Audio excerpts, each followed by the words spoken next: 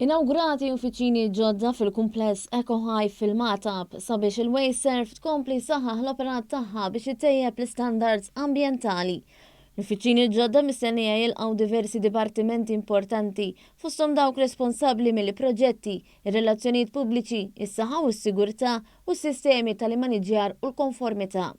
Waqt l-inaugurazzjoni kien innotat kif matul is-sena l-oħra il-Wasteserv qabżet ir-rekord proġettat fejn kważi 17,000 tunellata ta' materjal riċiklabbli ta' kwalità tajba ġew ritornati fl-ekonomija. Dan ifisser li l-Wasteserv kontinwament qed tingaġġa talent ġdid biex tkompli twessaq l-operat tagħha.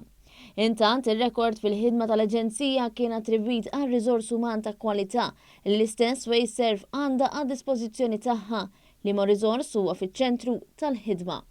Waqt l-inaugurazzjoni il-kap eżekuttiv ta' Wasteserv Richard Bulocka spjega kif permezz ta' dan l-investiment fl-uffiċċji tagħha il-professjonisti ser iwettqu l-ħidma tagħhom ġewwa l-impjant. Hawnhekk fil-Matab issa kabbarna l-uffiċini tagħna biex numru ta' professjonisti, periti, enġiniera, nies responsabbli mill-health and safety ħajkunu qegħdin jaħdmu minn ġewwa l-impjant ta' hawnhekk biex bekk ikunu iktar viċin l-operati jkunu jistgħu ikomplu jisostnu l-attivitajiet kbar li jsiru f'dan il-kumpless.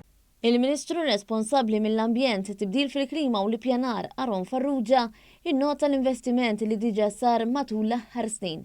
Dan ikompli jkumplimenta din il-ħidma.